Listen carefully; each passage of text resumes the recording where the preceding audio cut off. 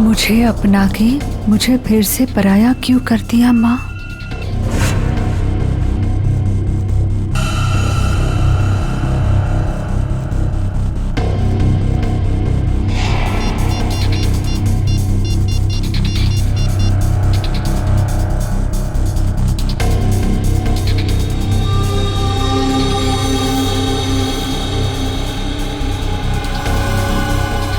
क्या आपने मुझसे कभी प्यार नहीं किया माँ?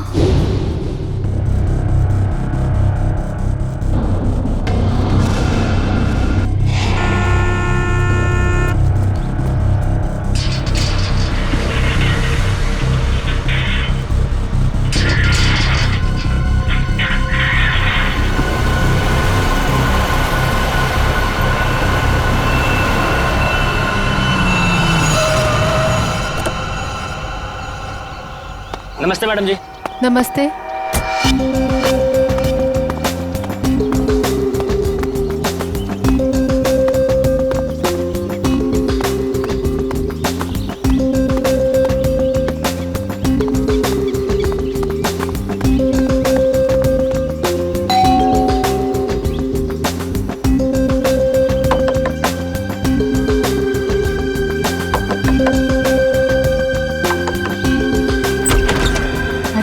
दरवाजा कैसे खुला है?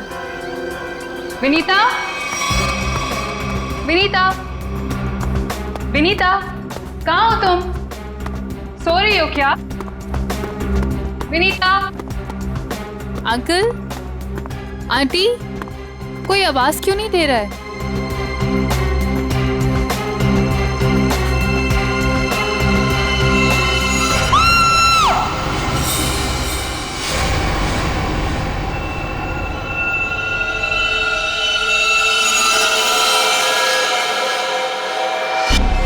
काफी खून बहा है सिर से।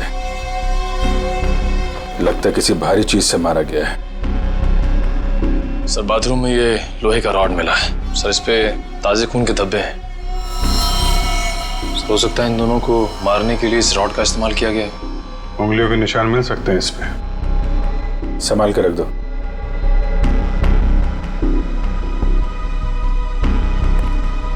वैशाली जी, आपने सबसे पहले देखा लाशों को? मैंने और मेरी फ्रेंड विनीता ने टेनिस खेलने का प्लान बनाया था। जब मैं यहाँ आई तो विनीता मुझे नहीं मिली और अंकल आंटी की लाश। लाश के आसपास किसी को देखा था? यहाँ पे कोई नहीं था। और बाहर का दरवाजा खुला हुआ था? जी, पर मुझे विनीता की फिक्र हो रही है क्योंकि उसका फोन सुबह से बंद आ रहा है। विनीता का कोई फोटो है आपके पास?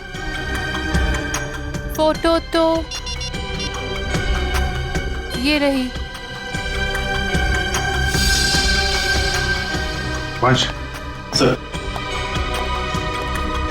ये फोटो सब चेक ना किया और पुलिस स्टेशन में भेजो। इसकी जान को खतरा हो सकता है। सर। और आप यहाँ के वॉचमैन। वॉचमैन का मतलब समझते हो? घर का रखवाला।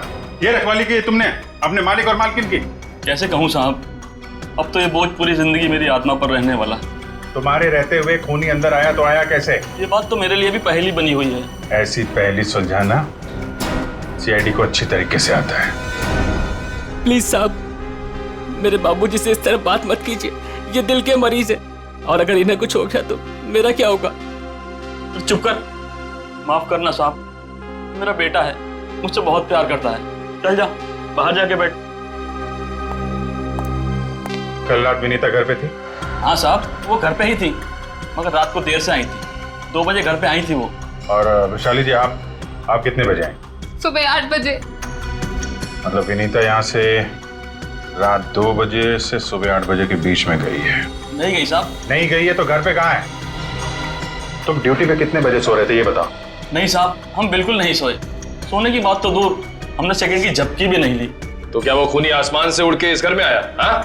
वैशाली, एक बात बता, विनीता के परिवार वालों की किसी से कोई दुश्मनी थी? मुझे इस बारे में कुछ नहीं पता। अच्छा, विनीता के बारे में आप हमें और क्या बता सकती हैं? विनीता मुझसे अपने सारे सुख दुख बांटती थी, बस उसे अपने अनाथ होने की हीन भावना महसूस होती रहती थी। एक मिनट, आपने कहा कि विनीता अनाथ है? अंकल आंटी ने उसे गोद ले रखा था। अच्छा, विनीता का सुरेश जी और उनकी पत्नी के साथ कैसा संबंध था? बहुत अच्छा था, जैसे कि उसके सगे माँ बाप हो। पर विनीता से वो एक ही बात से नाराज होते थे। कौन सी बात?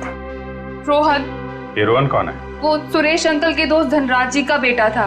उससे विनीता बहुत प्यार करती थी, पर इन्हें ये रिश्ता जरा भी मंजूर नहीं था। रोहन ठीक आदमी नहीं था क्या? एक नंबर का शराबी। उसकी शराब पीने की लत की वजह से उसके माँ बाप ने उसे जायदाद से बेदखल कर दिया था। शराब पीने के बाद उसे कुछ भी होश नहीं रहता। एक बार तो उसने मेरे सामने इतना बड़ा ड्रामा क्रिएट किया था। विनीता दरवाजा खोलो, खोलो दरवाजा। मैंने कहा दरवाजा खोलो वरना मैं दरवाजा तोड़ दूंगा। रोहन, मैं तुमसे अभी कोई बात नहीं कर सकती, प्लीज चले जाओ यहाँ से। मुझे अभी बात करनी है, मुझे इसी वक्त बात करनी है। खोलो दरवाजा, खोलो। साहब बिटिया ने मना किया ना, वो आपसे नहीं मिलना चाहती है, आप जाइए यहाँ से। विनीता, ये क्या कर रही हो? दरवाजा मत खोलो। मुझसे इस तरह से बात करने वाला। हाँ विनीता, तुम्हारे पापा एकदम सही कह रहे हैं। अभी वो होश में नहीं है, दरवाजा मत खोलना। और अच्छे से समझा दे कि दोबारा मुझसे पंगा ना ले। हट विनीता। ये क्या ड्रामा लगा रखा है रोहन? चलो अभी चलो यहाँ से।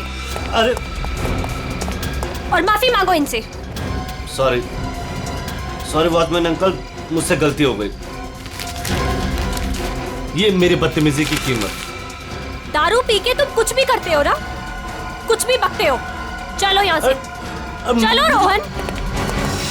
हो सकता है इस रोहन ने शराब के नशे में आके सुरेश जी और उनकी पत्नी का खून कर दिया और फिर विनीता को अपने साथ लेकर चला गया। इस रोहन का नंबर है आपके पास? हाँ, नंबर तो है मेरे पास। 198234-561।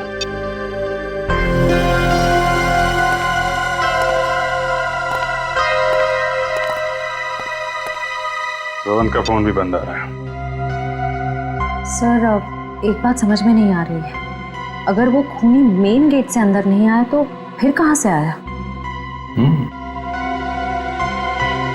घर को चेक करते हैं।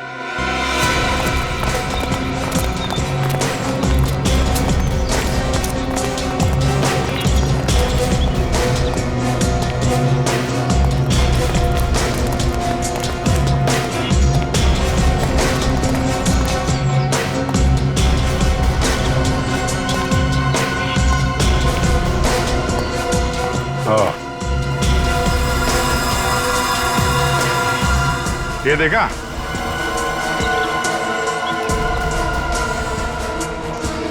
लगता है खूनी यहां से अंदर आया और फिर यहीं से बाहर भाग गया। सर, खूनी यहाँ से आ जा सकता है, लेकिन खूनी विनीता को यहाँ से कैसे लेके जा सकता है? हाँ सर, अगर विनीता के साथ उसने जोर जबरदस्ती की होगी तो विनीता चीखती चिल्लाती शोर मचाती। हो सकता है विनीता को बेहोश कर दिया। इसके पहले उसे कुछ हो, हमें उसे ढूंढना होगा और इस रोहन से भी मिलना पड़ेगा।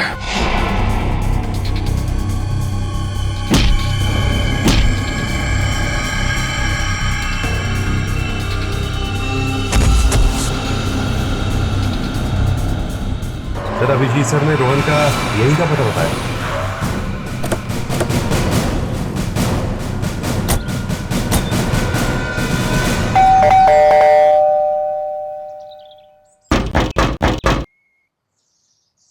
सर, ये रोहन वाकई में अंदर नहीं है या फिर जानबूझ के दरवाजा नहीं खोल रहा है? अभी पता चल जाएगा।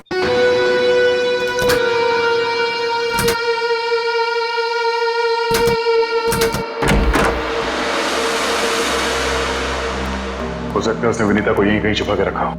घर में सामान भी ज्यादा नहीं है, पूरा घर खाली दिखाई दे रहा है। हाँ, वैसे भी कंगाल है वो। माँ बाप ने तो बेदखल कर दिया था उसे। सचिन,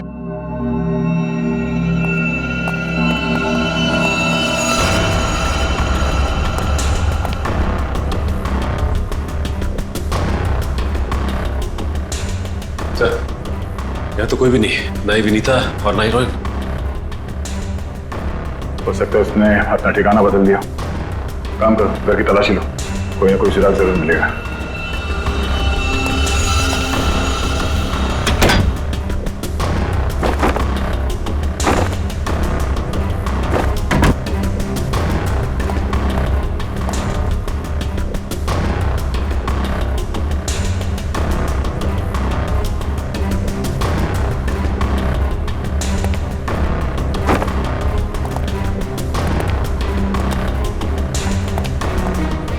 चारों तरफ किताबें ही किताबें पड़ी। लगता है इस रोहन को किताबें पढ़ने का बहुत शौक था। नजरिया बदलिए, बहुत अच्छी किताब है ये।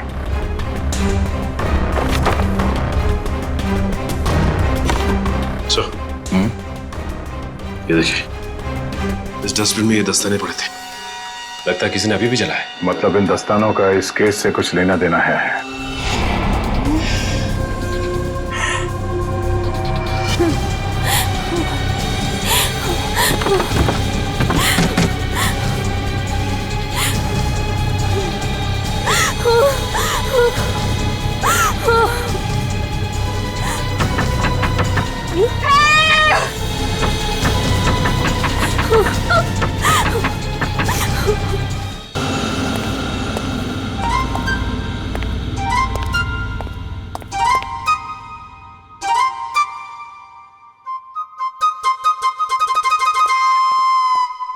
Ready sir.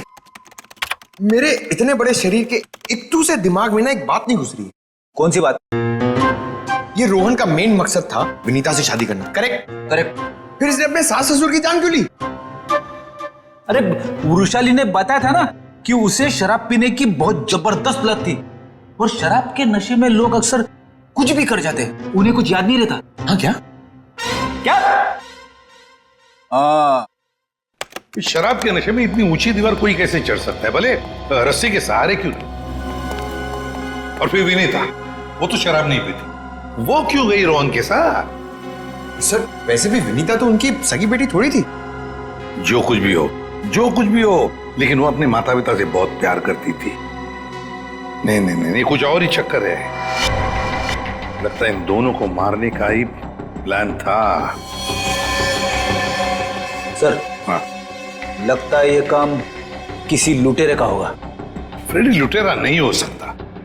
कोई लूटने के लिए आता तो घर का सारा सामान वैसे के वैसे कैसे रहता? नहीं नहीं, ये मुजरिम जो भी है ना, उसका एक ही मकसद था, इन दोनों को खत्म करने का। सर, हाँ, एक बहुत ही हैरान कर देने वाली बात पता चली है। क्या? सर विनीता ने 1 हफ्ते पहले फायर ब्रिगेड में फोन किया था, और ये रही उस फोन कॉल की audio clip. Hello fire brigade, मेरे घर में आग लगी है, प्लीज जल्दी किसी को भेज दीजिए। मेरा एड्रेस है 603 हर्ष विहार शांति नगर। लेकिन सर जब फायर ब्रिगेड वाले उनके घर पहुंचे तो विनीता की मम्मी माला जी ने उन्हें ये कहकर वापस भेज दिया कि वहां कोई आग वाग नहीं लगी है। हाँ, उसके घर में तो कोई आग लगने का निशान भी नहीं मिला। अरे झूठ क्यों कहा उसने? यही बात तो समझ में नहीं आ रही। फायर ब्रिगेड वाले ने खुद देखा था स्टोर रूम से धुआं निकलते हुए, उसने अंदर जाना भी चाहा, लेकिन माला जी ने उसे रोक दिया। माला जी ने फायर ब्रिगेड वाले को अंदर जाने से रोक दिया? क्यों? कुछ और ही चक्कर है।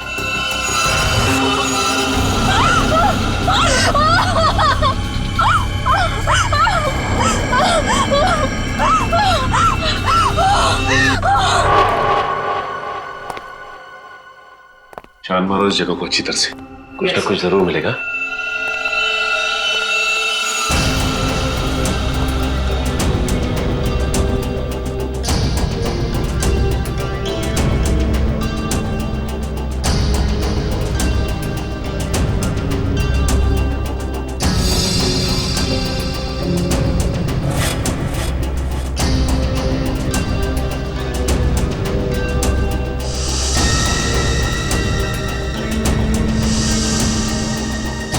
ये क्या हुआ सर? सीलिंग पे पेंटिंग बनाया। बड़ी ही अजीब बात है। देखते हैं।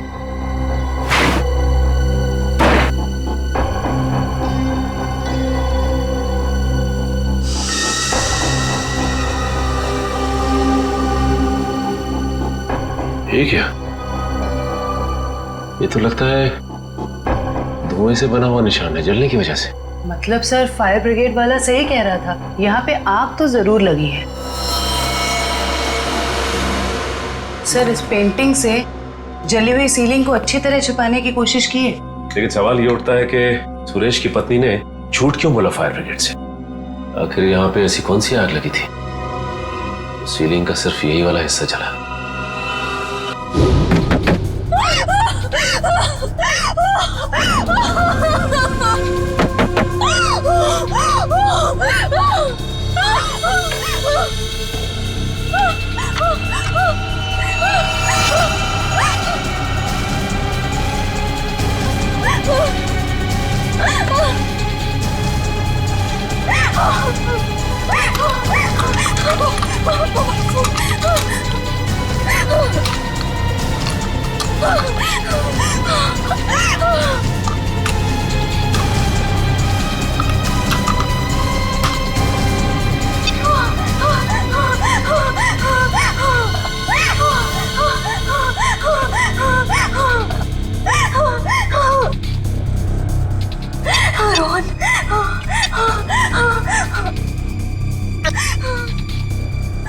रोहन फोन क्यों नहीं उठा रहा?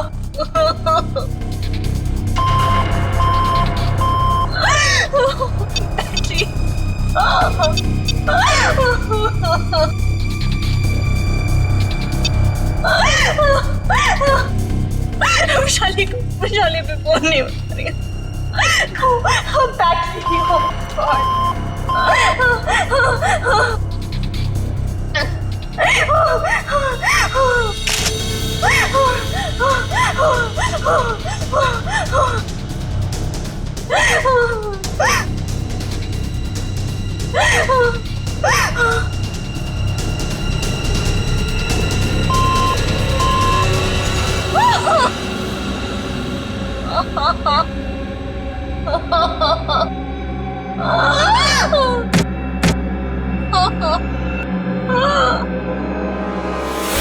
बस मौत रात को 1 बजे से 3 बजे के बीच में हुई है।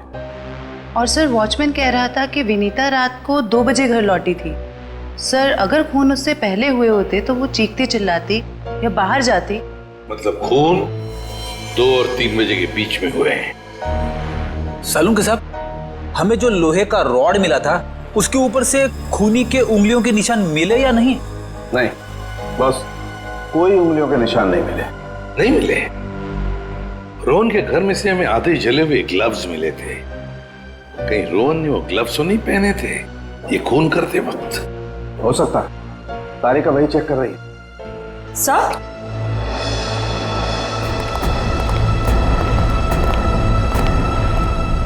सर ये खास किस्म का सॉल्यूशन है, इको डेल्पाइट नाम। अगर मैं इस सॉल्यूशन को इन दस्तानों पर डालूं तो इन दस्तानों पर जो कुछ भी लगा हुआ होगा वो अलग हो जाएगा। अरे वाह, फॉरेंसिक टेक्नोलॉजी कहां से कहां पहुंच गई है।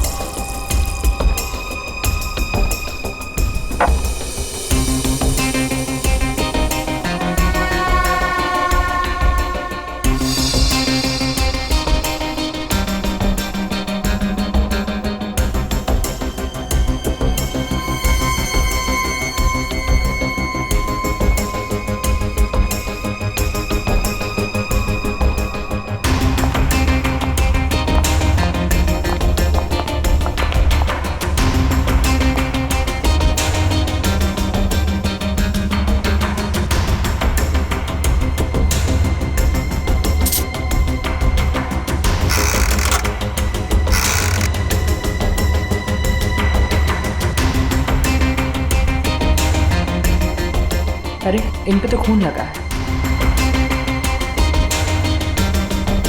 देखते हैं किसका है।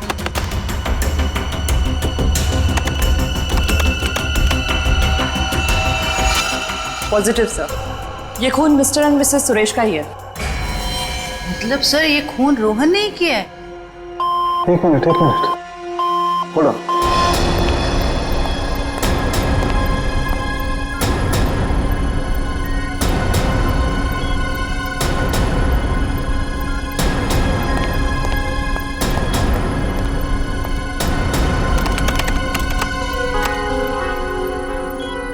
बस वो देखो, दस्तानों पर ये जो दिखाई दे रहे हैं ये रस्सी के रेशे। सर कहीं ये वही रस्सी तो नहीं जो हमें विनीता के घर के बाहर मिली थी? ये डॉक्टर साहब का कंप्यूटर कैसा है? टी करते रहता है। बस दस्तानों पर रस्सी के रेशे के अलावा कुछ और भी है। क्या? थोड़ा वक्त दो, पता लगाता हूं।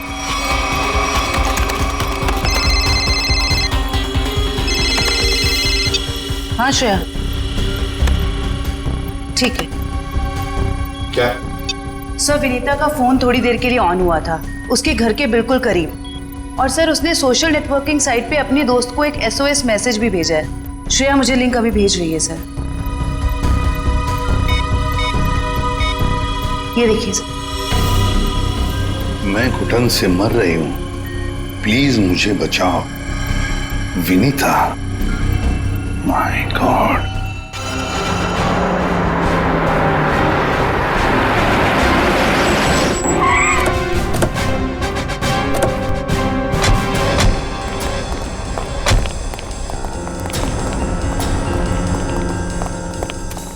फिर मोबाइल कंपनी ने बताया कि विनीता का फोन आखिरी बार यही ऑन हुआ था। इस घने जंगल में नेटवर्क मिला, यही बड़ी बात है। जरा देखो आसपास।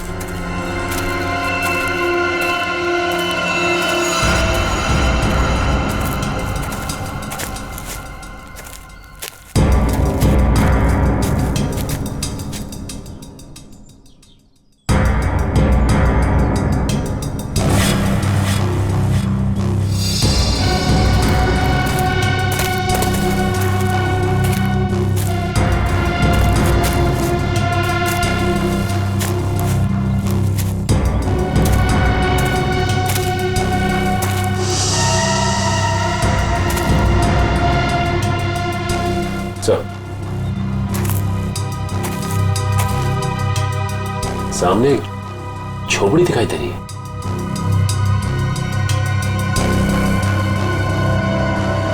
दिव्या, पंच।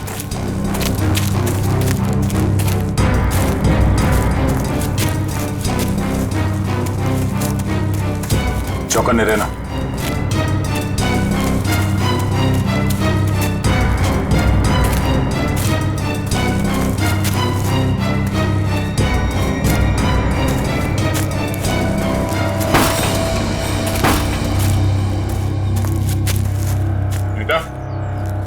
बेटा, तो तलाशी लो।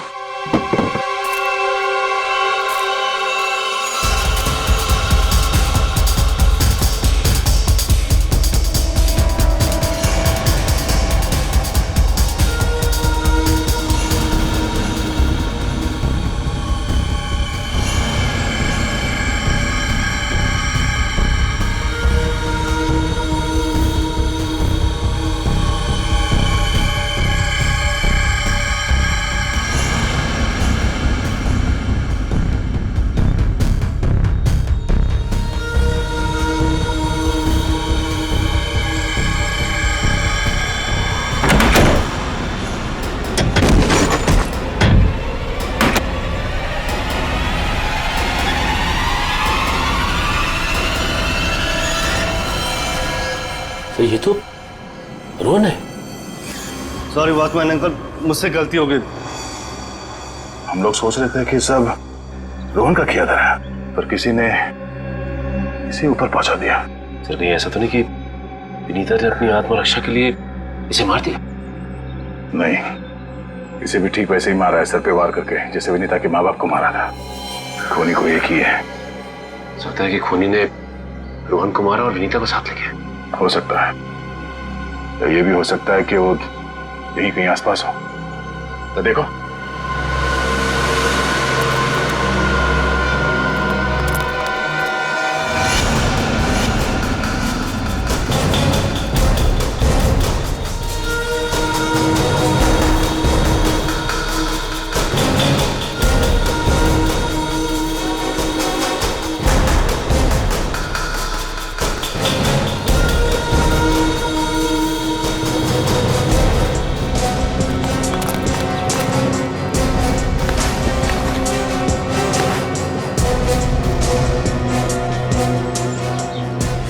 सर आसपास भी कुछ नहीं मिला सर। तो कुछ नहीं मिला। सर ये देखिए, फावड़ा और कुदाल।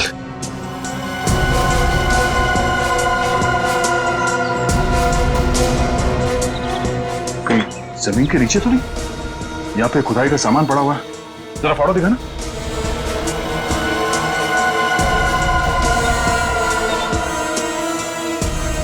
इस फावड़े पे गीली मिट्टी लगी हुई और ये पत्ता।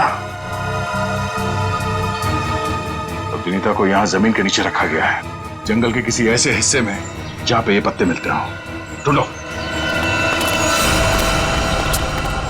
जरा देखो आसपास।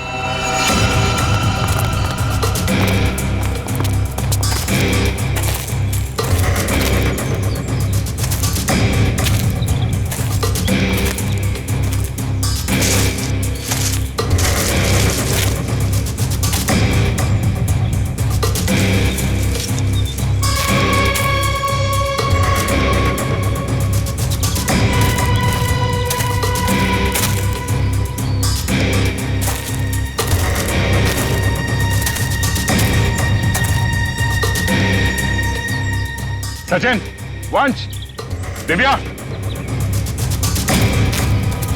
ये देखो, लगता है हाल फिलहाल में यहाँ खुदाई हुई है। वंश, खुदाई का औजार लिया जल्दी। सर।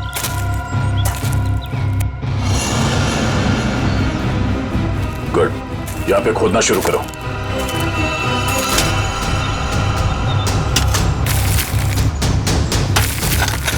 एक मिनट हट जाओ।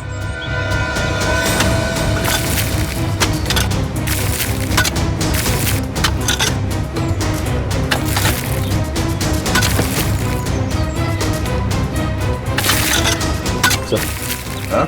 कुछ है। एक मिनट, खोदा बंद करो, हाथ से निकालो।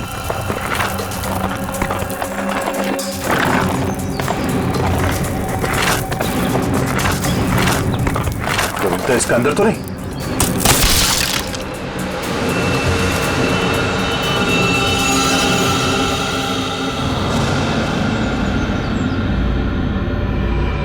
विनीता! ओह नो, सांसें धीमी चल रही है, इसे अस्पताल ले जाना होगा। निकालो उसको बाहर जल्दी। हाथ दो, निकालो बाहर, निकालो। पैर पकड़ो उसके। चलो।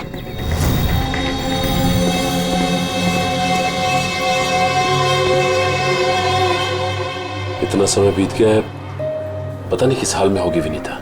हम तो वक्त रहते उसे यहाँ ले आए, उम्मीद तो यही है कि वो ठीक हो जाएगी।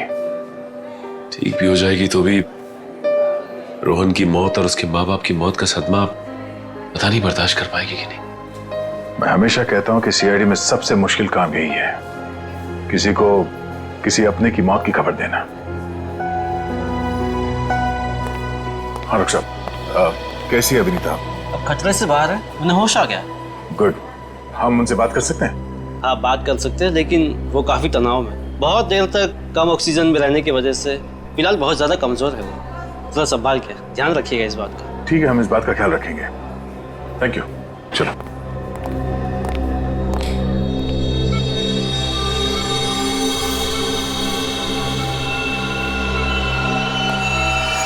अरे नहीं, लेटे रहो, आराम करो। Thank you sir. डॉक्टर ने बताया कि आप लोगों ने मेरी जान बचाई। अरे हम तो बस एक जरिया थे, जान बचाने वाला तो वो है। ये ऊपर वाले की भी मुझे समझ नहीं आती। जब उसने मेरी जान बचाई तो मेरे मम्मी पापा की जान भी बचा लेते। तो तुम्हें अपने माता पिता के मर्डर के बारे में पता है? हाँ जी सर, जिस वक्त ये सब हुआ मैं नीचे हॉल में रोहन से फोन पे बात कर रही थी, तभी मैंने कुछ आवाजें सुनी। फिर क्या हुआ? और जैसे ही मैं दौड़ के ऊपर गई तो किसी ने मुझे क्लोरोफॉर्म सुंघा दिया, लेकिन मैं पूरी तरह से बेहोश नहीं हुई थी। और किसी ने मेरी आंखों के सामने मेरे मम्मी पापा का खून कर दिया। सर, जिस किसी ने भी मुझे दोबारा अनाथ किया है, आप प्लीज उसे छोड़िएगा मत। उसे फांसी होनी चाहिए, फांसी। बिल्कुल, तुम्हारे माता पिता और रोहन के खूनी को हम क्या रोहन का भी खून हो गया? अब मैं किसके सहारे जीऊंगी? प्लीज सर, संभालिए अपने आप को, प्लीज। अच्छा ये बताइए कि आपको कब पता लगा कि आप उस बॉक्स के अंदर बंद हैं? जब मेरी आंखें खुली तो मैं एक घुटन भरे बक्से में थी। मुझे नहीं पता था कि किसी ने मुझे जिंदा दफन कर दिया। अच्छा विनीता, उनमें से किसी का चेहरा देखा था तुमने? नहीं सर। ठीक है। आरोप साहब, दया, वो जो रस्सी है उस रस्सी पर मुझे भेड़ का बाल मिला है। उस रस्सी पे भेड़ का बाल मिला? हाँ दया, भेड़ का बाल। और भेड़ भी ऐसी वैसी नहीं, हिमालय पर रहने वाली भेड़। ओह, मतलब वो रस्सी किसी ऐसे आदमी का है जो हिमालय पर्वत के आसपास जाके आया है या फिर वहीं का रहने वाला है? बिल्कुल बिल्कुल। ठीक है डॉक्टर साहब, मैं आपसे बाद में बात करता हूँ। ओके। अच्छा हाँ दया, विनीता कैसी है? ठीक है, होश आ गया उसे। गुड गुड, चलो ठीक है फिर, बाय। Okay sir. विनीता, ये बताओ कि तुम्हारे आसपास में कोई ऐसा आदमी है जो हाल ही में हिमालय जाके आया था क्या, या फिर वहीं का रहने वाला हो जो यहाँ पे आया हो? सिर्फ हिमालय पे नहीं, नेपाल भी गए थे मम्मी पापा। अच्छा, कब की बात है? 1 महीने पहले की। वो खुद से वहां गए थे या ये ट्रैवल एजेंट के जरिए टूर पैकेज में? टूर बुक करवाया था सर। इससे उनके पैसे भी बच जाते थे और उनके नए दोस्त भी बन जाते थे। लेकिन उन्हें नहीं पता था कि ये टूर उनकी जिंदगी का आखिरी टूर होगा। संभालो अपने आप को। विनीता, हमें उस ट्रैवल एजेंट का नंबर चाहिए। सर, विनीता के माता पिता के साथ जितने भी लोग नेपाल गए थे उन सभी से पूछताछ कर लिए। तो क्या पता चला? सर, नेपाल में एक अनाथ आश्रम है। सुरेश जी और माला जी जब भी नेपाल जाते थे वो इस अनाथ आश्रम में जरूर जाते थे। बानवीर संस्था। विनीता को भी तो यहीं से गोद लिया था माला और सुरेश ने। जी सर। हाँ, देखते हैं जरा इनसे बात करके। हेलो, देखिए मैं एसीपी प्रद्युमन बोल रहा हूँ सीआईडी से, या मुंबई। अच्छा देखिए, मुझे माला और सुरेश के बारे में कुछ इंफॉर्मेशन चाहिए। हाँ, वो 1 महीने पहले आपके यहाँ आए थे ना? अच्छा अच्छा, तो प्लीज एक काम करेंगे आप, वो फोटोग्राफ्स हमारे सीआईडी के वेबसाइट पर मुझे भेज देंगे आप? Okay, thank you. क्या हुआ सर? किसकी तस्वीरें मंगवाई आपने? विनीता को गोद लेने से पहले सुरेश और माला ने इसी अनाथ आश्रम से 1 साल पहले एक लड़के को गोद लिया था, गोविंद नाम में। गोविंद, लगता है फोटोग्राफ्स आ गए।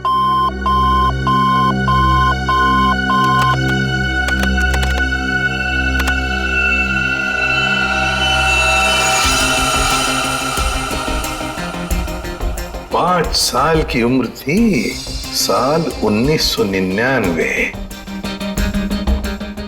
मतलब सर, वो आज तकरीबन 20 साल का होगा। अभी पता चल जाएगा गोविंद अगर आज है कैसे दिखता होगा।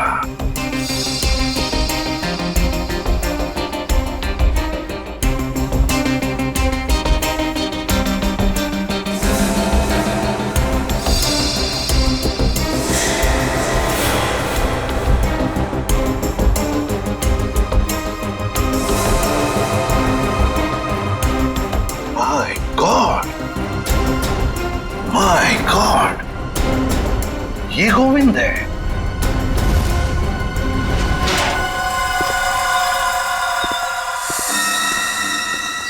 अब देखते हैं कहां भागेगा।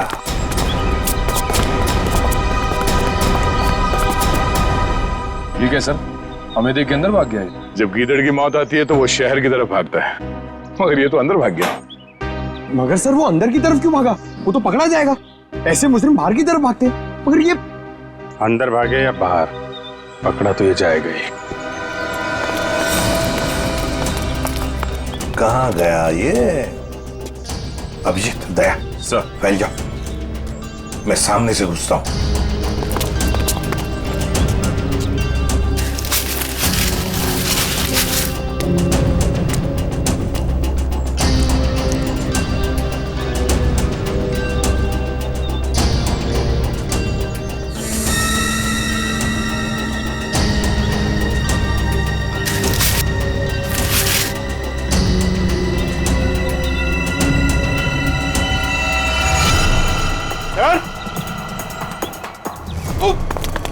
सर!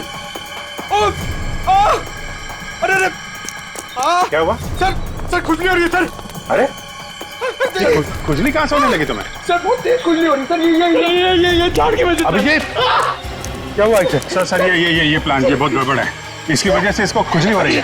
एक मिनट अरे जल्दी से हॉस्पिटल ले संभाल के, कुछ नहीं होगा। आ जाओ आराम से संभाल के।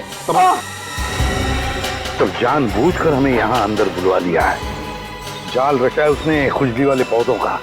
संभल के रहना, यहीं कहीं छुपाई है।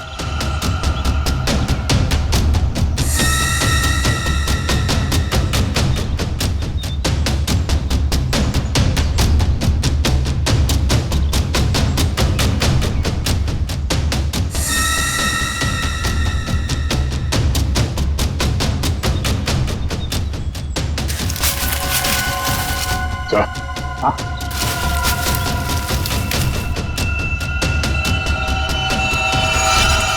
चलो बाहर निकलो, बहुत बना लिया पौधों को हथियार। अब विदाई का समय आ गया तुम्हारा, ससुराल चलना है। चलो प्लीज साहब, मेरे बाबूजी से इस तरह बात मत कीजिए। बहुत गड्ढे खोद लिए दूसरों के लिए, गिर गए ना उसी में। सर पानी मंगाइए सर, वरना मैं खुजली से मर जाऊंगा। पानी क्यों? खुजली का इलाज हम अपने साथ लेके चलते हैं। किसी औलाद के लिए अपने माँ बाप का खून करना इतना आसान नहीं होता सर, फिर चाहे वो माँ बाप सौतेले क्यों ना हो। गोद लिया था ना उन्होंने तुम्हें, फिर वॉचमैन को क्यों सौंप दिया? यही सच तो मैं भी जानना चाहता था सर, कि मुझे गोद लेने के 1 साल बाद मेरे माँ बाप को ऐसा क्या सूझा कि उन्हें लगा उन्हें एक लड़की को गोद लेना चाहिए, और मुझे फिर ऐसे ही सड़क पर छोड़ दिया और विनीता को गोद ले लिया। क्या तुम्हें सड़क पे छोड़ दिया? हाँ सर, ऐसा बर्ताव तो कोई अपने जानवर के साथ भी नहीं करता, जैसा उन लोगों ने मेरे साथ किया। वो तो भला हो मेरे बाबूजी का, जो उन्होंने मुझे रोता हुआ बस स्टॉप पर देखा और अपने साथ अपने घर ले गए, और तब मेरी अच्छी परवरिश की उन्होंने। सुरेश और माला ने पहचाना नहीं तुम्हें? नहीं सर, मैंने हाल फिलहाल में उनके घर जाना शुरू किया था। मेरे बाबूजी की उम्र हो गई थी, तो मुझे लगा मुझे नौकरी करनी चाहिए। क्या तुम्हारे बाबूजी जानते नहीं थे कि तुम उनके मालिक के बेटे हो? नहीं सर, जब मैं उन्हें मिला था तब वो वहां काम नहीं करते थे। और सर मैं इसे कोई इत्तेफाक नहीं कहूंगा, तो भगवान ने मेरे साथ इंसाफ की। तुम्हें किसने अधिकार दिया सजा देने का? सजा देने का हक सिर्फ अदालत को है। क्या तुम शुरू में ही पहचान गए थे उन दोनों को? ये बात तुम्हें मालूम कैसे पड़ी कि उन्होंने तुम्हारे साथ ऐसा किया था? नहीं पहचाना था सर। एक दिन मैं बगीचे में काम कर रहा था, तो माला मेम साहब ने मुझे घर के अंदर बुलाया था किसी काम से। विनोद! जी मेम साहब। जरा ऊपर आना, तो काम है। अभी आया। जी मेम साहब। विनोद, देखो ये पुरानी अलमारी है, इसे ठीक से स्टोर रूम में रख देना। हाँ जी मेम साहब। हाँ।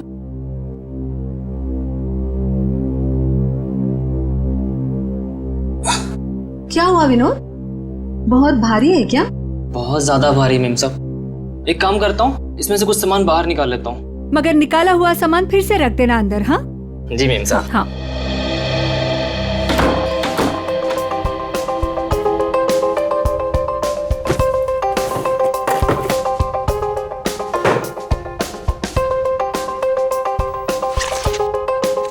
कितनी प्यारी प्यारी ड्राइंग्स हैं।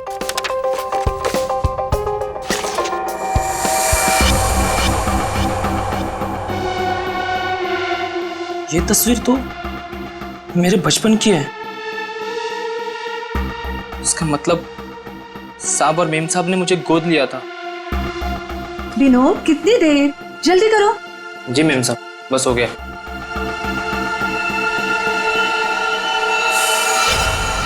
और फिर तुम नेपाल गए सच्चाई का पता लगाने? हाँ सर, और जब मुझे सच का पता चल गया तो मैंने पूरे परिवार के नाक में दम करना शुरू कर दिया।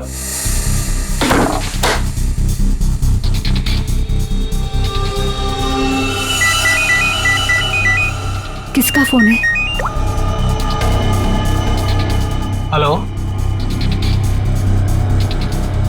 हेलो, अरे जवाब क्यों नहीं दे रहे हो? हेलो, कौन है? ऐसा क्यों किया? कौन बोल रहा है? आपका बेटा। बेटा? क्या? बताइए, ऐसा क्यों किया? मुझे अपना बनाकर फिर से अनाथ क्यों कर दिया? देखो, ऐसी बातें फोन पर नहीं होती हैं। आमने सामने मिलो, फिर बैठ के बात करते हैं। बताइए कहाँ मिलना है? मेरे घर। ठीक है, पहुंच गया।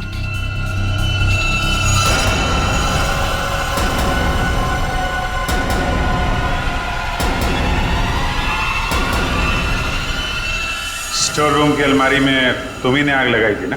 हाँ सर, पर माला जी नहीं चाहती थी कि उनकी सच्चाई दुनिया को मालूम पड़े और समाज में उनकी बेइज्जती हो, इसीलिए फायर ब्रिगेड को भी उन्होंने वापस भिजवा दिया। और रोहन? रोहन को क्यों मारा?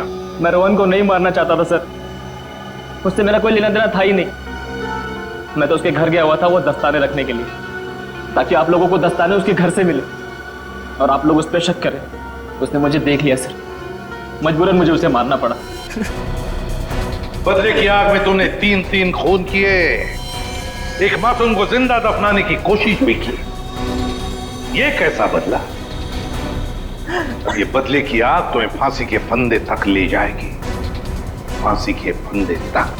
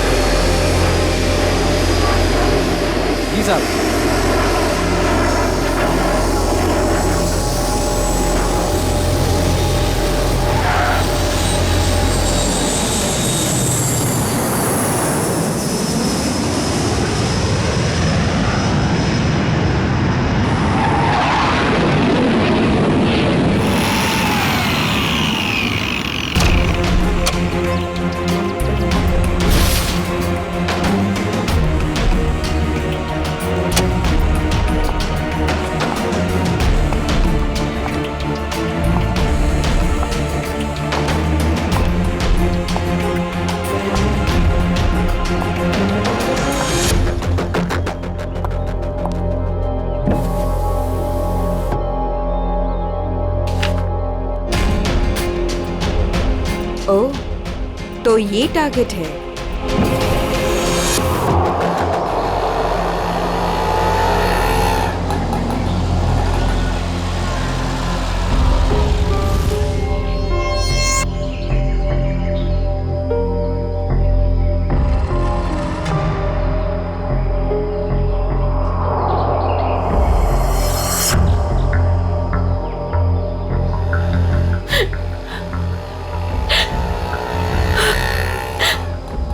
पता तो यही का बताया था, लेकिन अब तक आए क्यों नहीं? आ जाएगा अमित, आ जाएगा। संजनी बेटा, तुम इतनी चिंता मत करो, रास्ते का मामला है, कहीं देर हो गई होगी उसको। हाँ भाभी, हो सकता है भैया कहीं ट्रैफिक में फंस गए हो। मुझे तो बहुत घबराहट हो रही है, कहीं कुछ हो ना गया हो रास्ते में। ये लो भाभी, आ गए भैया। आप फालतू में इतना परेशान हो रही थी। ये लो आ गए।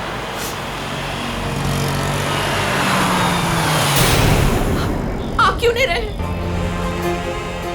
रुक क्यों गया वो? भैया को तो जगह पता थी।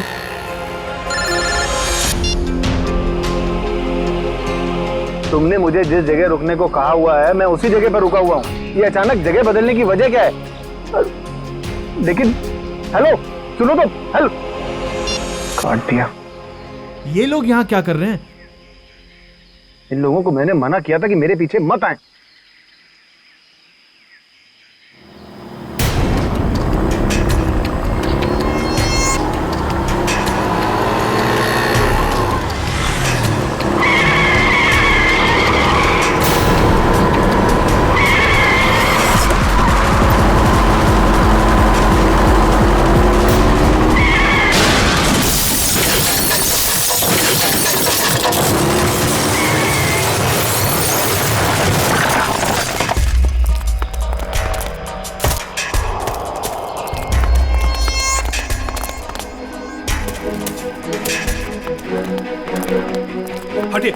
प्लीज हटिए, आप लोग हटिए, एक बात हो जाइए प्लीज।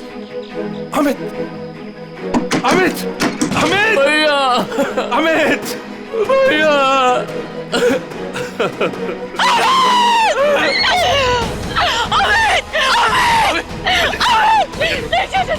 चाचा जी मुझे लगी हो गया, बिल्कुल लगी हो गई। चाचा जी मुझे जाने, मुझे देखने दीजिए, मुझे देखने दीजिए। देखने के लिए कुछ नहीं बता। नहीं चाचा जी नहीं, आप झूठ बोल रहे हैं। नहीं, ये झूठ है। भाभी, भैया सच में हमारे साथ नहीं रहे। संभालो अपने आप को please, please.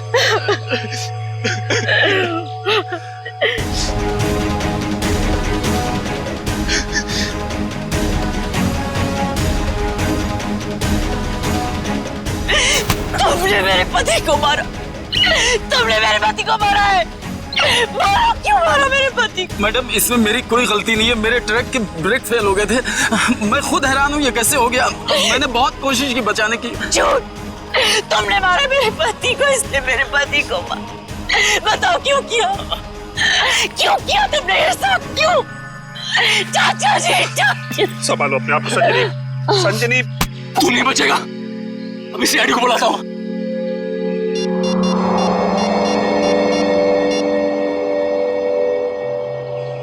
Hello CID.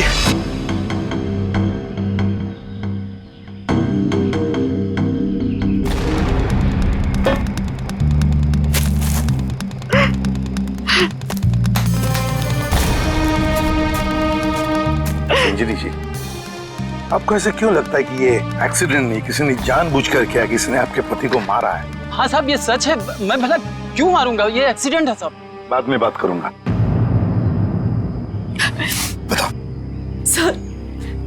Sir ये जानबूझकर किया गया है। मेरे पति को मुझसे छीन लिया गया है। साहब, अच्छा खासा मैं गुजरात से चला आ रहा था, कहीं भी कुछ नहीं हुआ। यहीं पर आकर मेरी गाड़ी का ब्रेक फेल हो गया साहब। साहब, वो गाड़ी बिल्कुल मेरे सामने थी। मैं ब्रेक लगाने की कोशिश भी कर रहा था, लेकिन साहब ब्रेक नहीं लग रहा था। मैंने हॉर्न भी बजाया, स्टीयरिंग काटने की कोशिश की साहब, लेकिन ये एक्सीडेंट हो गया साहब। साहब, मैंने बहुत बचाने की कोशिश की, स्टीयरिंग काटने की कोशिश की, स्टीयरिंग जाम हो गया साहब, इसीलिए ये एक्सीडेंट हुआ साहब। सही कह रहा है सर, ये किसी ने स्टीयरिंग और ब्रेक के साथ छेड़छाड़ की है सर। अच्छा, देखा आपने, मैं कह रही थी ना, ये एक सोची समझी साजिश है। मेरे पति को मार दिया गया है सर, और मैं आपको बता सकती हूँ क्यों। छोड़ दो संजनी, अब हम कुछ भी कर ले, हमारा अमित तो वापस आने वाला नहीं। हमारा तो घर ही उजड़ गया ना। अब किसी को कुछ बता के क्या फायदा होने वाला है? क्यों छोड़ दूं चाचा जी, अब छुपाने वाली बात रही क्या गई है। अमित तो अब नहीं रहे, और काजल का कोई पता ही नहीं। काजल? ये काजल कौन है?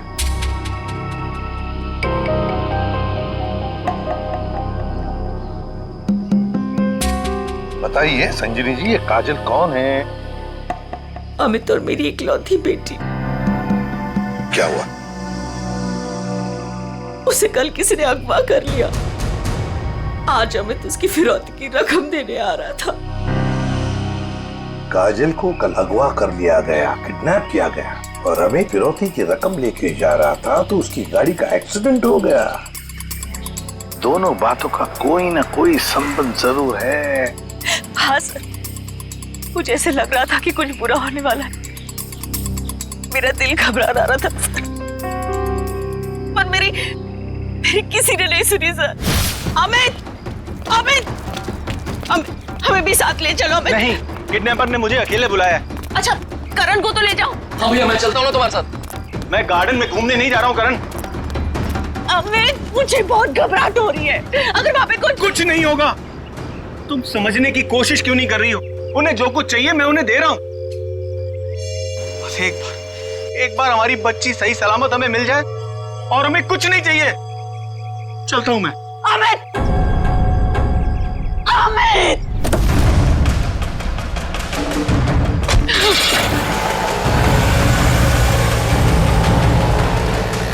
संजनी, चलो अंदर चलते हैं, सब ठीक हो जाएगा। ओके चाचा जी, मुझे बहुत घबराहट हो रही है, हमें पुलिस को बता देना चाहिए। नहीं संजनी, देखो तुम हमारे घर की बहू हो, लेकिन मैं तुम्हें अपनी बेटी ऐसे समझता हूं, इसलिए तुम्हें नसीहत दे रहा हूं, अपने पति से पूछे बगैर कोई भी ऐसा कदम मत उठाओ प्लीज।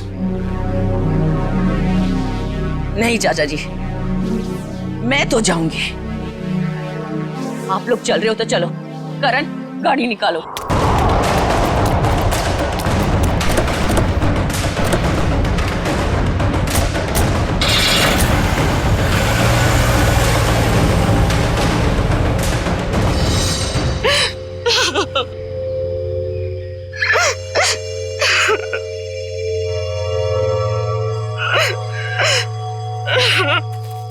सर, कोई उस आदमी को क्यों मारेगा जो उसे फिरौती देने आने वाला था? हाँ सर, ऐसा करके तो उसे पैसे भी नहीं मिलने वाले। सर गाड़ी में पैसे नहीं मिले। पैसे नहीं मिले गाड़ी में? नहीं सर, और सर ना ही कोई ऐसा बैग या फिर ब्रीफकेस मिला है जिसमें फिरौती की रकम रखी गई हो। सर कहीं ऐसा तो नहीं कि गाड़ी में से किसी ने पैसे निकाल लिए? संजीवी जी, गाड़ी में फिरौती के पैसे हैं नहीं।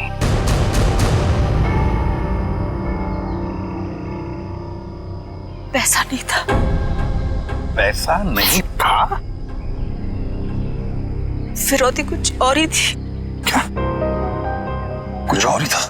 पैसा नहीं था तो और क्या था संजनी? सोना चांदी गहना कुछ तो होगा। मुझे कुछ नहीं पता। मैंने अमित से पूछा था, लेकिन उन्होंने मुझे बताया ही नहीं। कुछ नहीं। क्यों कर, तुम्हें कुछ पता है? सर हमें बस इतना पता था कि काजल को अगवा करने वालों ने फिरौती मांगी है और भैया आज यहाँ फिरौती देने वाले थे। कितना था, क्या था, हमें कुछ भी नहीं पता सर। संजनी जी, पता नहीं क्यों लेकिन मुझे लग रहा है कि आप लोग कुछ छुपा रहे हैं। हमसे कुछ भी छुपाइए मत, यही वक्त है सच सच बताने का। हम कुछ भी नहीं छुपा रहे हैं सर, यकीन कीजिए। सर मेरी बेटी को बचा लीजिए।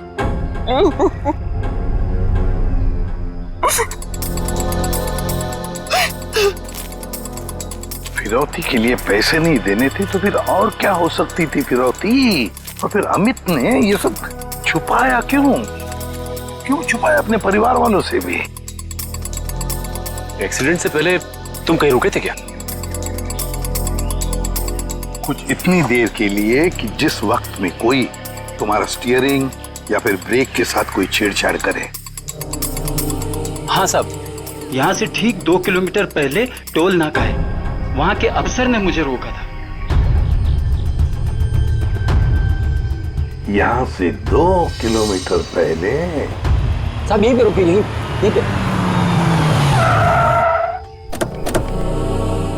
साहब यहीं पे था वो टोल नाका, ये अचानक गायब कैसे हो गया? साहब मैं जब गाड़ी लेकर आया तो यहीं पर था, मैं सच कह रहा हूँ साहब।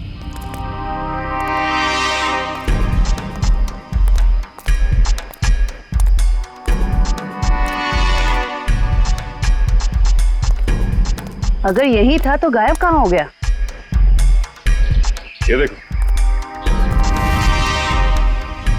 यहाँ झाड़ियों के पीछे गायब हुआ है वो टोल नाका। हाँ साहब, ये बैरल और बम्बू तो यहाँ पर थे, वहाँ कैसे पहुँच गए? ये नकली टोल नाका सिर्फ तुम्हें रोकने के लिए बनाया गया था।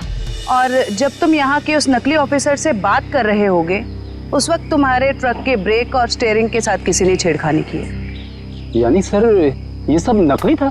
जी हाँ, सब कुछ नकली था। अब एक काम करो, उस नकली ऑफिसर का स्केच बनाओ हमारे लिए। जी सर, यही है वो नकली ऑक्ट्रॉय ऑफिसर जिसने ट्रक रोका था। हमारे रिकॉर्ड में इसका कुछ मैच वगैरह है? नहीं सर, किसी से भी नहीं। सिर्फ इतना ही नहीं सर, जो अमित को फिरौती के लिए फोन आ रहे थे जिस नंबर से, उसका पता भी गलत दिया हुआ है। अब जिस समझ में नहीं आता, एक बाप अपनी बेटी को छुड़ाने के लिए फिरौती की रकम लेके जा रहा है, उसका खून होता है। क्यों होता है खून? क्या वजह हो सकती है? और सर फिरौती अगर पैसा नहीं है तो और क्या हो सकता है?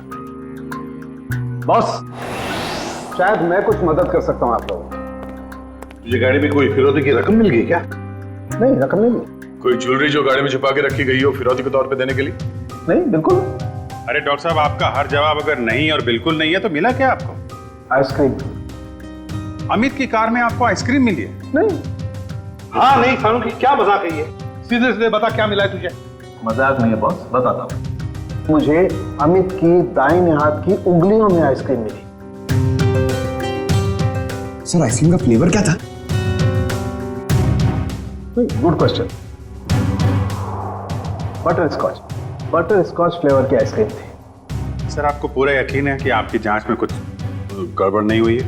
तुम्हें मेरी जांच पर यकीन है कि नहीं? सर है, यकीन है, मगर ये यकीन करना थोड़ा मुश्किल हो रहा है सर कि एक आदमी अपनी अगवा की हुई बेटी के लिए फिरौती लेके जा रहा है और इस काम से पहले वो बटर स्कॉच आइसक्रीम के मजे लेने लगता है। देखो भाई, वो क्या कर रहा था क्या नहीं कर रहा था ये मुझे नहीं मालूम। अब इस क्लू से आप लोग कुछ ढूंढ सकते हैं तो ढूंढिए। मैं चलता हूं, बाय।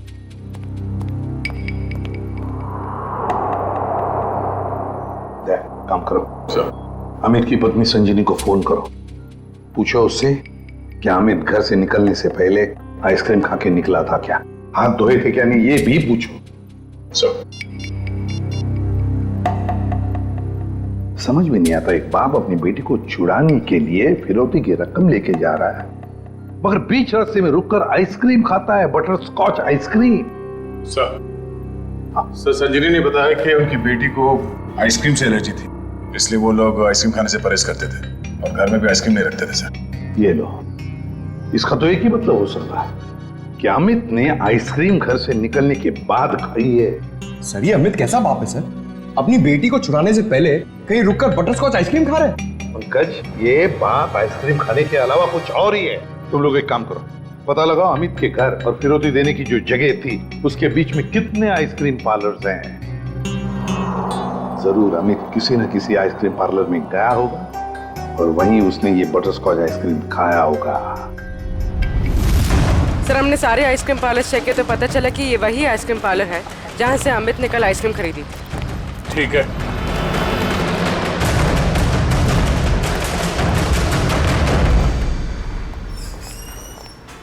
आइए सर। आपको ठीक से याद है कि कल अमित ने आप ही के आइसक्रीम पार्लर से वो बटर स्कॉच आइसक्रीम खरीदी थी? जी सर। और बड़े मजे से उसने आइसक्रीम खाई होगी? नहीं सर, उन्होंने उसे डिलीवरी करने के लिए कहा था। खाई नहीं? अरे सर, ये तो गड़बड़ कर दिया। इतनी अच्छी आइसक्रीम खरीदी और खाई भी नहीं। अगर उसने आइसक्रीम खाई नहीं तो फिर उसके हाथ में आइसक्रीम आई कैसे? किस एड्रेस पे भिजवाई थी आइसक्रीम? 1 minute ma'am. पता करना होगा कौन है वो खास आदमी जिसके लिए अमित ने अपने इंपॉर्टेंट काम को रोककर उसके लिए आइसक्रीम भेजना ज्यादा जरूरी समझा। ये नाम है। ये तो अमित के घर का एड्रेस है। सर समझ में नहीं आ रहा, अमित अपनी बेटी को छुड़ाने के लिए जा रहा था और यहाँ से उसने अपने घर आइसक्रीम भिजवाई। वही तो, ये कोई खुशी की बात तो थी नहीं जो आइसक्रीम भेजना बहुत जरूरी है। अच्छा, ये आइसक्रीम की डिलीवरी कितने बजे हुई थी? तकरीबन 1:30 बजे। सर उस समय तो अमित के एक्सीडेंट की छानबीन चल रही थी। इसका मतलब है घर पे परिवार का कोई भी नहीं होगा। 1 मिनट, अभी पता करता हूँ। हेलो संजनी जी, आपसे एक बात की जानकारी चाहिए थी। क्या कल दोपहर 1 से 1:30 बजे के बीच आपके घर आपके नौकर ने या फिर वॉचमैन ने किसी आइसक्रीम की डिलीवरी ली थी? ठीक है, okay okay, thank you. Manager साहब, उस वक्त उनके घर पे कोई भी नहीं था। वॉचमैन और उनके घर के नौकरानी को उन्होंने छुट्टी दे रखी थी, घर पे ताला लगा हुआ था, तो फिर आइसक्रीम की डिलीवरी कैसे हुई? लेकिन सर, हमारे रिकॉर्ड के मुताबिक कल ये डिलीवरी हुई थी। ये डिलीवरी किसने की थी? गिरीश। गिरीश?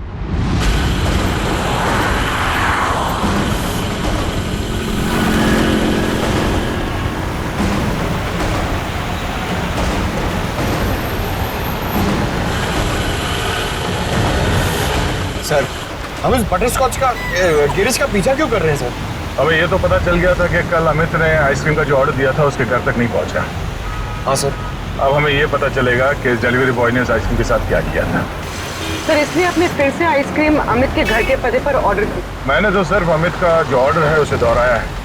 अब देखते हैं ये डिलीवरी बॉय क्या करता है। सर, आपको लगता है गिरीश वही करेगा जो उसने कल किया था? लगता नहीं है पंकज, गिरीश ने फिर से वही गलती की है। वो देखो, वो दूसरे रास्ते पे मुड़ गया।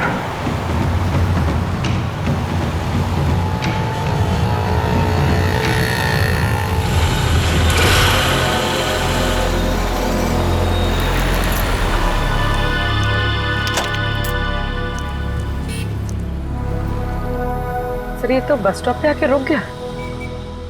लगता है ये यहाँ किसी का इंतजार कर रहा है। किसका सर? शायद उसी आदमी का जो कल शायद इससे मिला होगा। अगर वो आदमी आज नहीं आया, और आएगा भी नहीं, क्योंकि ये आइसक्रीम का ऑर्डर तो हमने दिया था। तो हम लोग जाके उससे पूछ क्यों नहीं लेते? नहीं, देखते हैं ये करता क्या है। सर मुझे तो लगता है कल भी इसने इसी तरह पेड़ के नीचे मस्त खड़े रह के आइसक्रीम खाई रहेगी, और आज भी खाने वाला है।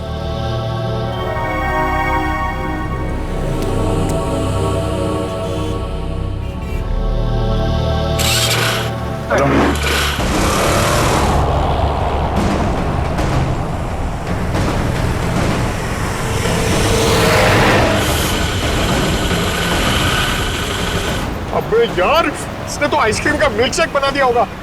सर ये जा कहाँ रहा है? पंकज, जिस आदमी का ये इंतजार कर रहा था बस स्टॉप पे, वो आदमी वहां पे नहीं पहुंचा, इसलिए शायद ये उसी से मिलने जा रहा है।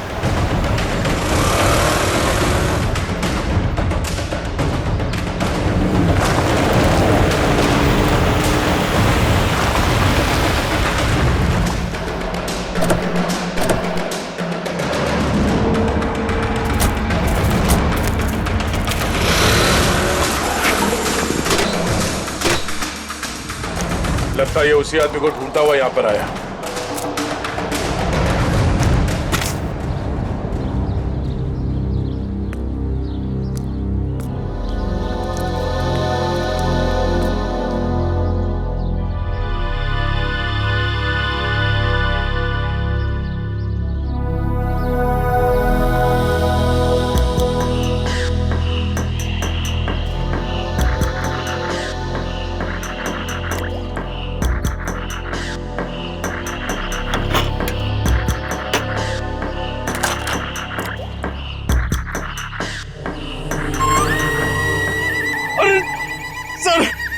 इसने तो आइसक्रीम का हलवा बना दिया, ना खाने के लायक बची ना पीने के लायक। चलो इसी से पूछते हैं इसने ऐसा क्यों किया।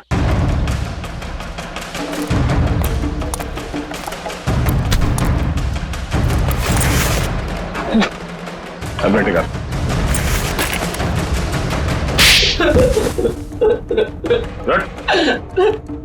बोल, क्या चक्कर है आइसक्रीम का? कुछ दिन पहले मुझे एक आदमी यहाँ मिला था। उसने मुझसे कहा तुम्हारे आइसक्रीम पार्लर पे अमित नाम का एक आदमी आएगा और वो बटर स्कॉच आइसक्रीम ऑर्डर करेगा सर। और कल अमित ने आइसक्रीम पार्लर में आकर बटर स्कॉच आइसक्रीम का ऑर्डर दिया। हाँ सर आया, और उस आदमी ने मुझे वो पता पहले से ही बता दिया था जिस पे अमित को वो आइसक्रीम डिलीवर करानी थी। लेकिन उसने मुझसे कहा था कि आइसक्रीम उस एड्रेस पर डिलीवर ना कर उसको दे दूं सर। और तुमने आइसक्रीम उसे दे दिया? हाँ सर, वो मुझे बस स्टॉप पे मिला और आइसक्रीम लेके चला गया सर। उसने ये काम करने के लिए मुझे पूरे 2000 रुपए दिए सर। उस आदमी का नाम, पता, फोन नंबर कुछ मालूम है? नहीं सर, गलती हो गई सर, माफ कर दीजिए। वो आदमी दिखता कैसा था? उसकी हाइट करीब 5 फुट 6 इंच होगी, रंग गोरा था, नाक उसकी चपटी थी सर, क्लीन शेव ही रखता था, जब भी आता था हमेशा बाइक पे आता था सर। सर ये आदमी तो बिल्कुल वैसा ही हुलिया बता रहा है जैसे उस ट्रक ड्राइवर ने बताया था। मतलब एक ही आदमी दोनों जगहों पे था, ऑक्ट्रॉय नाके पे और बस स्टॉप में। तुम ये बताओ कि उस आइसक्रीम के टब में तुम उंगली डाल के क्या ढूंढ रहे थे? सर मैंने अमित जी को उस आइसक्रीम के टब में कुछ रखते हुए देखा था।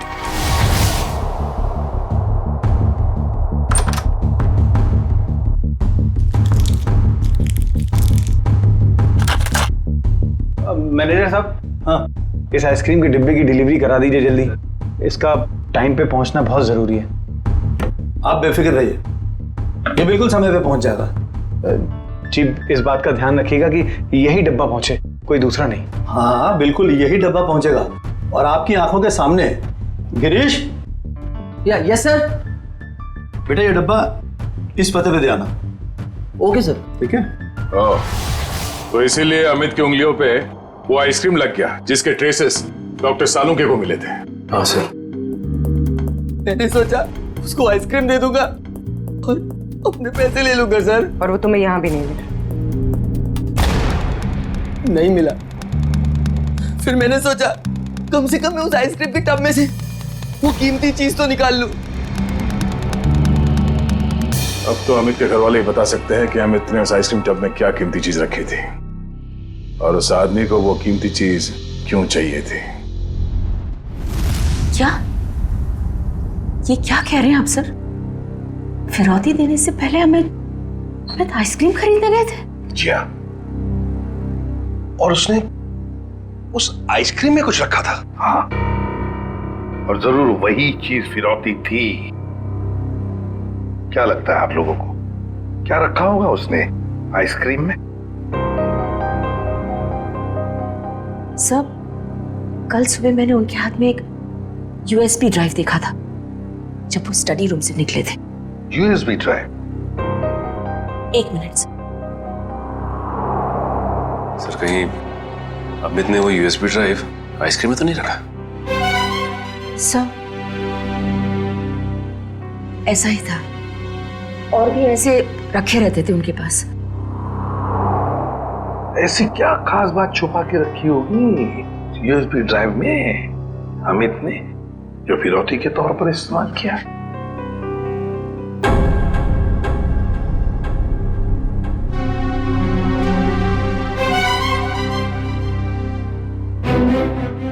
फिर चुप हो।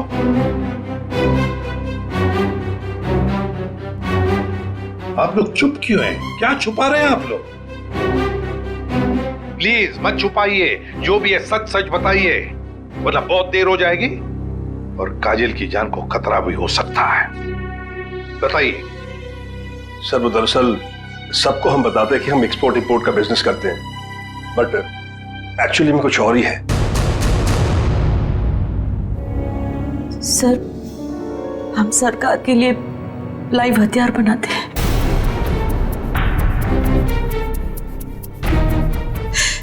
सरकार के साथ हमारा कॉन्फिडेंशियल एग्रीमेंट है कि कुछ भी हो जाए हम ये बात किसी को नहीं बताएंगे।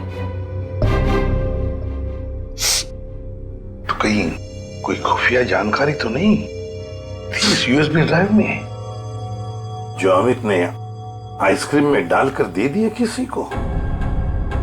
गद्दारी की है अमित ने, देश के साथ गद्दारी। नहीं नहीं, वो गद्दार नहीं थे।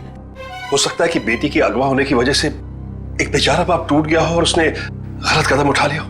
बेटी की वजह हो या और कुछ भी, मगर देश के साथ कोई भी गद्दारी नहीं कर सकता। दया को फोन करो, कहो उसे कि ये सब कुछ उस आदमी ने किया है जिसने आइसक्रीम की डिलीवरी ली थी। उठाओ उसे। ये हमारे देश की सुरक्षा का सवाल है, हमारी देश की सुरक्षा का सवाल।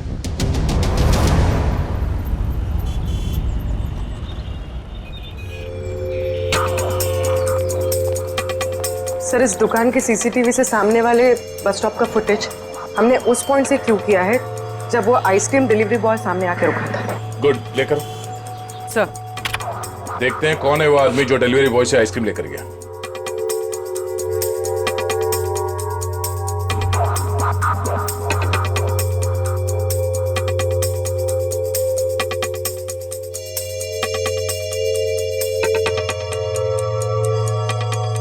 ये वो आदमी, मतलब वो डिलीवरी बॉय सच बोल रहा था, ये लेकर गया आइसक्रीम।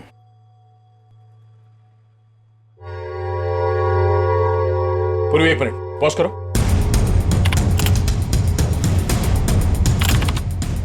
जूम करो। बाइक का नंबर दिख रहा है, पता करते हैं ये है कौन। मैं बस थोड़ी देर टीवी देख लेता हूं।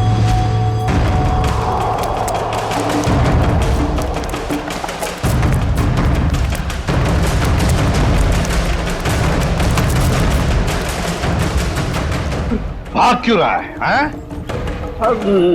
नहीं साहब, बस ऐसे ही डर गया था।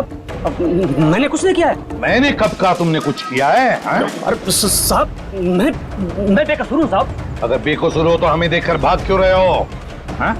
नहीं, मैंने बस वैसे ही।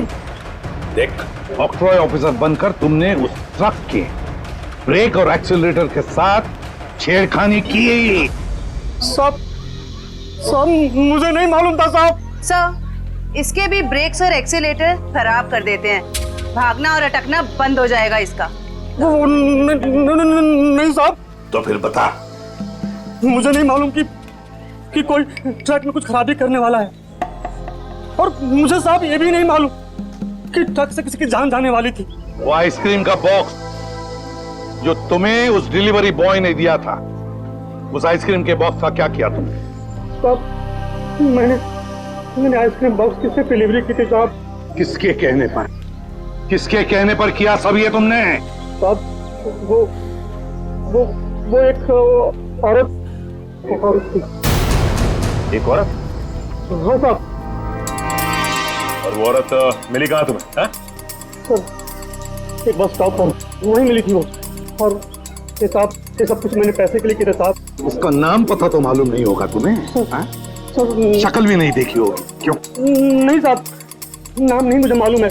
वो जब आई थी तो उसने अपना चेहरा शॉल से ढक रखा था। उस औरत ने तुम्हें कांटेक्ट कैसे किया? साहब, उसने मुझे कॉल किया था। सचिन, इसका मोबाइल फोन चेक करो, देखो कहां से आया था ये कॉल। बताओ। सर, ये उसका नंबर है सर।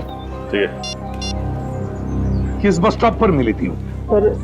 सर, यारी रोड बस स्टॉप पर सर। यारी रोड। सर, ये यारी रोड तो 20 किलोमीटर दूर। कोई बात नहीं सचिन, जाएंगे हम 20 किलोमीटर दूर यारी रोड बस स्टॉप पर। जरूर कोई ना कोई सुराग मिल ही जाएगा। सर, इसका क्या करना है? जेल भेज दें? नहीं जयवंती, इसे जाने देते हैं। वैसे भी ये कुछ काम का नहीं रहा हमारे, है ना? बहुत बहुत शुक्रिया साहब, बहुत बहुत शुक्रिया।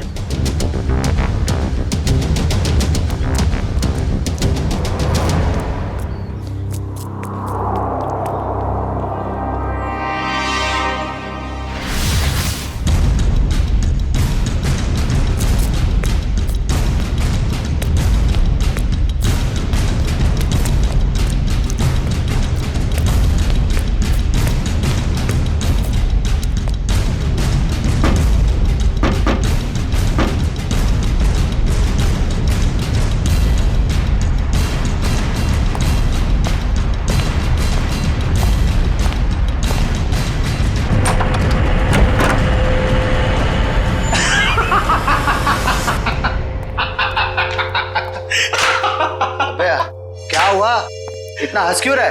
अरे यार, आज 3 सीआईडी वालों को चूना लगा के आ रहा हूं। उन्होंने मेरी बातों पर भरोसा कर लिया। अरे बता तो। अरे यार, सीआईडी वालों ने तो मुझे पकड़ ही लिया था। मुझे लगा कि आज तो मैं गया, लेकिन उसके बाद मैंने कहानी सुनाई, एक ऐसी कहानी सुनाई ऐसी कहानी सुनाई कि सीआईडी वालों को भेज दिया यारी रोड बस स्टॉप। बिल्कुल झूठी कहानी।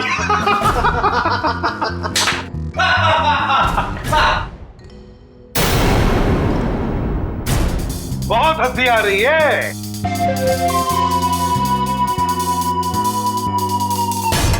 चलो अब हम भी एक कहानी सुनाते हैं तुम लोगों को कि कैसे सीआईडी वालों ने इस टॉमी को बेवकूफ बनाया।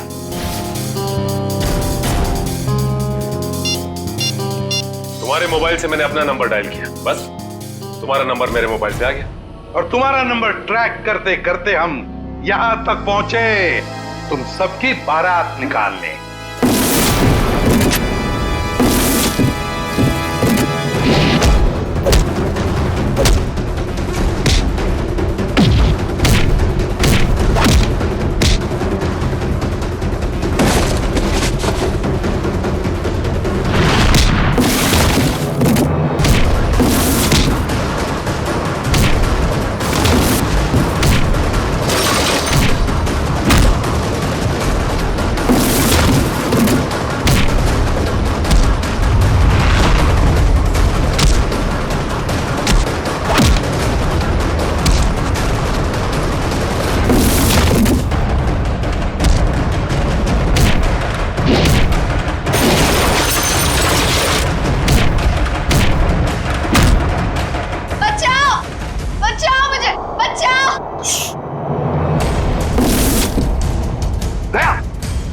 से चिल्ला रहा है? शायद नीचे।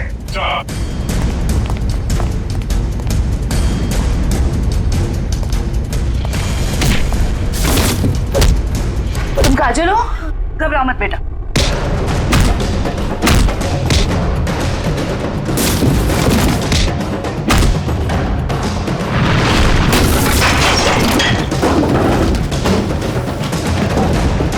चलो।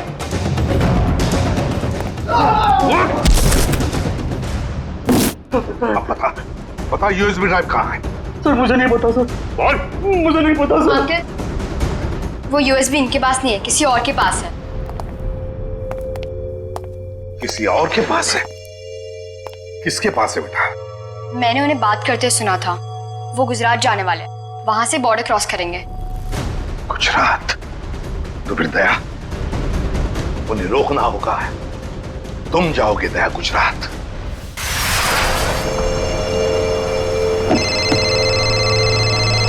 हेलो निखिल, नजरें गड़ा के रखना। हाँ सर। बॉर्डर की तरफ यही दोनों रास्ते जाते हैं, उन्हीं में से किसी में होगा वो। Okay sir, okay. हम लोग नजर रखते हैं। और ये भी पता चला है कि वो हरे रंग की ओपन जीप है। निखिल, हरे रंग की जीप में वो लोग, हरे रंग की, समझे? हरे रंग? कहीं भी दिखाई पड़े रोक लेना उनको। Okay sir.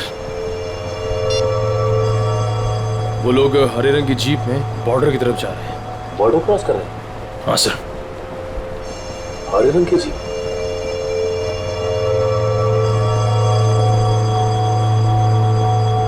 एक मिनट, वो देखो सामने कुछ जीप दिखाई दे रही। लगता वही लोग। हाँ, लग तो वही रहे। रुक जाओ। देखो आप लोग सीआईडी से हैं, तुम लोग यहाँ से बच के जा नहीं सकते हो। अरे हाँ, ये तो सचमुच सीआईडी वाले। आप क्या करेंगे? तैयार रहना, पास में आए तो उड़ा देना।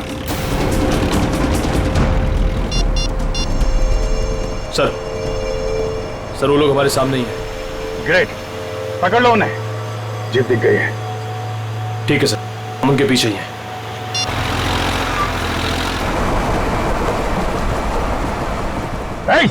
रुक जाओ तुम लोग, हम लोग सीआईडी से। रुक जाओ। एक मिनट, देखिए फायर मत करो। ये तो नजदीक आ रहे हैं, प्लीज जल्दी चलो, कुछ करो। देखो तुम लोग गलत कर रहे हो, हमारी बात सुनो। फायर कर रहे हैं।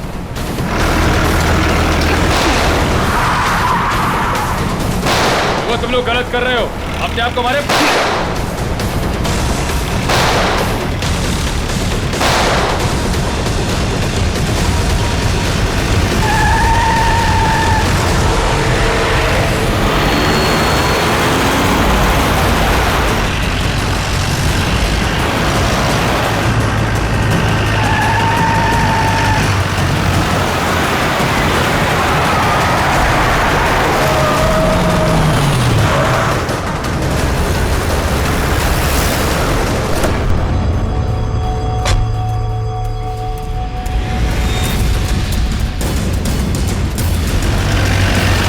देखो निकल।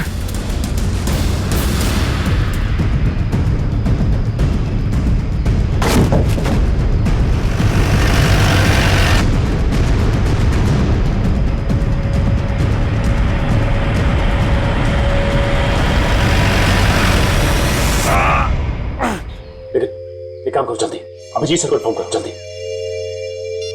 इस गाड़ी को भी अभी खराब होना था।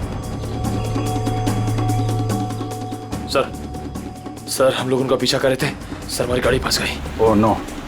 सर उनको पता चल गया हम उनका पीछा कर रहे हैं। हाँ सर। Okay sir. ठीक है, हम लोग देखते हैं। ओके सर, ठीक है सर। चलो यार, उन लोगों की जीप तो फंस गई है और दुश्मन निकला जा रहा है। क्या करें? एक रास्ता है हमारे पास, गाड़ी घुमाओ गया।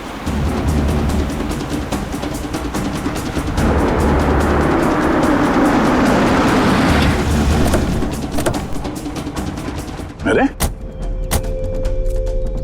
ये कहां ले आए तुम? ये तो फ्लाइंग क्लब है। और ये सामने प्लेन भी खड़ा हुआ है। प्लेन? अरे हाँ, कुछ दिनों पहले तुम प्लेन चलाना सीख रहे थे ना? तो तुम ये प्लेन उड़ा सकते हो? कोशिश कर सकता हूँ। क्या बात है, चलो।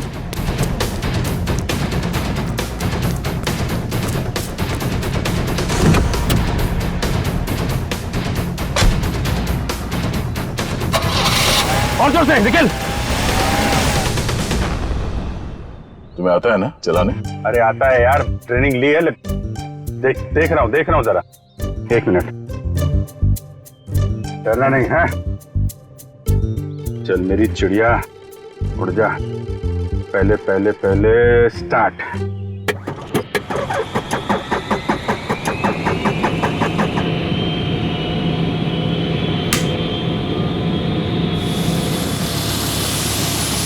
अरे अभिजीत, ये कहाँ जा रहा है? अरे यार एक मिनट करता हूँ। अभिजीत क्या कर रहे हो यार? ये कहाँ जा रहा है? तुम्हें चलाना आता है? ये हो जाएगा यार। अभिजीत, ये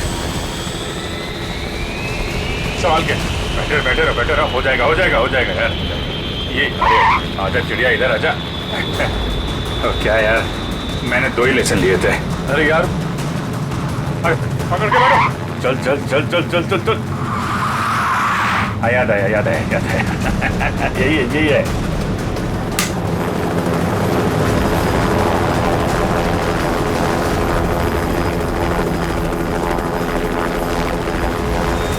ये जा रही चिड़िया, ऊपर जा रही।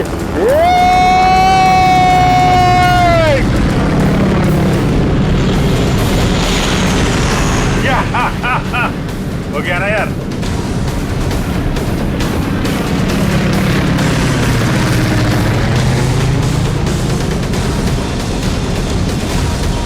अभिजीत संभाल के।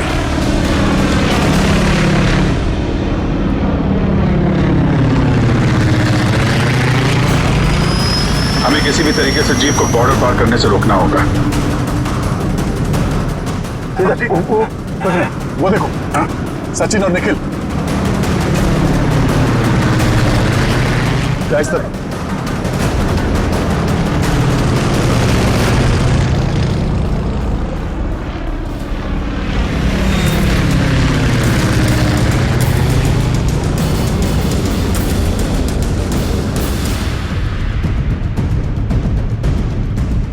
जीप आगे होनी चाहिए।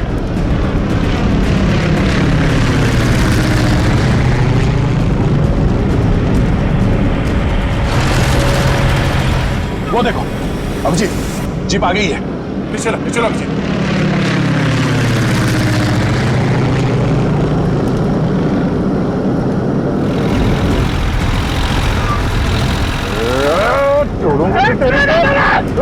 खींचो।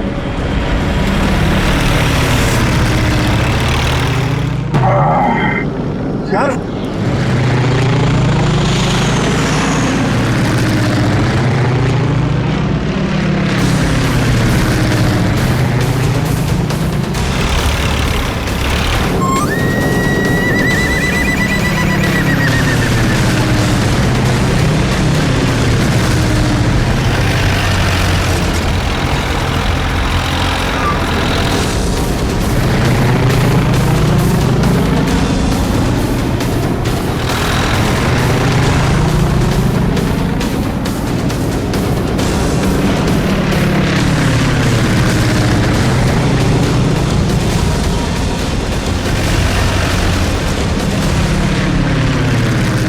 काम करते हैं, इसको पीछे से ही पकड़ते हैं। जो भी करना सवाल क्या करना है।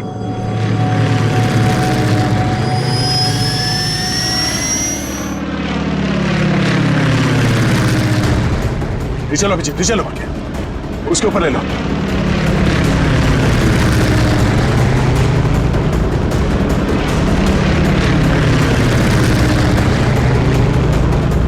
छोड़ूंगा ना इसको आज। दया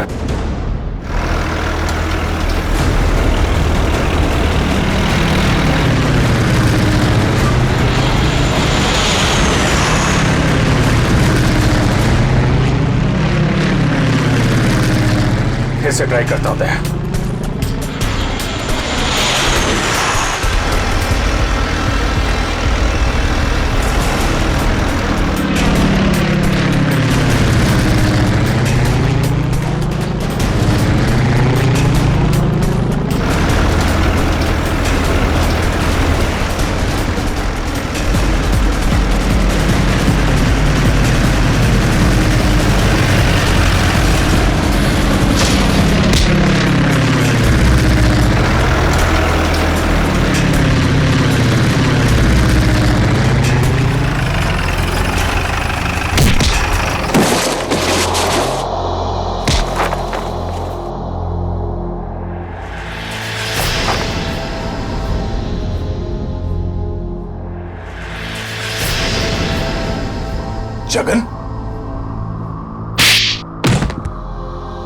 शर्म आनी चाहिए जगन तुम्हें। अपने ही परिवार की लड़की को किडनैप किया तुमने, और ऋचा तुम पैसों की लालच में इस गुनाह में शामिल हुई थी। तुम्हारे पास तो वो इन्फॉर्मेशन पहले से थी जो तुमने अमित से फिरौती के तौर पे मांगी थी, तो फिर तुमने ये सब क्यों किया?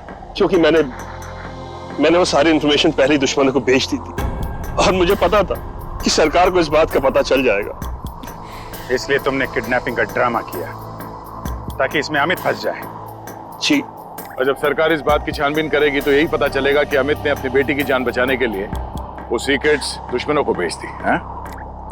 अमित को तो तुमने बहुत सफाई से मरवा दिया ताकि किसी को कुछ पता ना चले और मामला यहीं खत्म हो जाए। और जब इसे पता चला कि हम इसके सच्चाई तक पहुंचने वाले हैं तो देश छोड़ के भागने की तैयारी में था।